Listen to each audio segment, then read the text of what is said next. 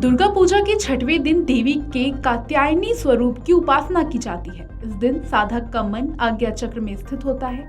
योग साधना में इस आज्ञा चक्र का महत्वपूर्ण स्थान है। इस चक्र में स्थित मन वाला साधक मां कात्यायनी के चरणों में अपना सर्वस्व निवेदित कर देता है। परिपूर्ण आत्मदान करने वाले ऐसे भक्त को सहज भाव से मां कात्यायनी के दर्शन प्राप्त हो जाते हैं। मां कात्यायनी अमोघ फलदायिनी है। इनका स्वरूप अत्यंत ही भव्य और दिव्य है। इनका वर्ण स्वर्ण के समान चमकीला और भास्वर है। शेर पर सवार मां की 4 भुजाएं हैं। इनके बाएं हाथ में कमल और तलवार व दाहिने हाथों में स्वास्तिक व आशीर्वाद की मुद्रा अंकित है।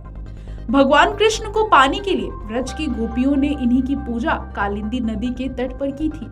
ये ब्रज मंडल की अधिष्ठात्री देवी के रूप में प्रतिष्ठित है। कद नामक एक प्रसिद्ध महर्षि थे। उनके पुत्र ऋषि कात्य हुए।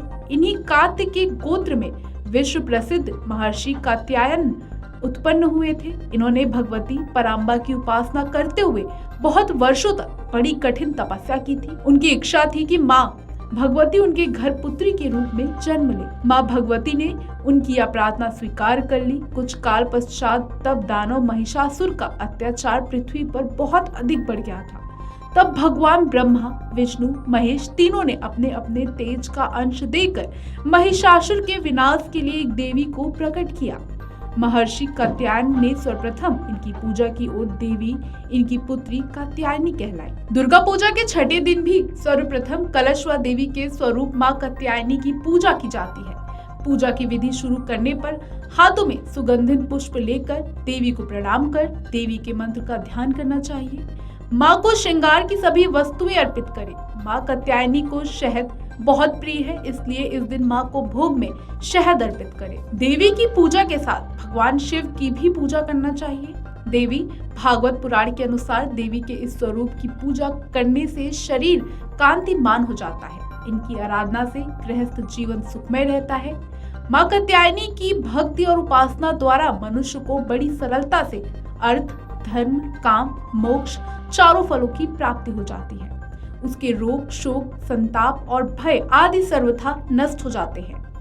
जिनके विवाह में विलंब हो रहा हो या जिनका वैवाहिक जीवन सुखी नहीं है, वे जातक विशेष रूप से मां कात्यायनी की उपासना करें, लाभ होगा। पूर्ण निष्ठा भाव से की गई आराधना अलौकिक तेज दिलाती है, जो जन्म जन्मांतर के पापों को हरने में सक्षम है।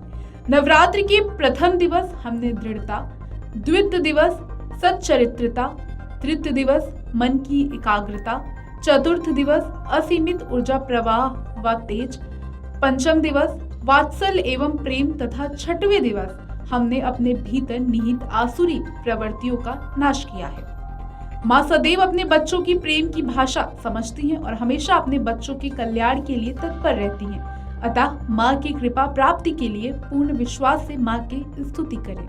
Video desk अमरुजाला.com।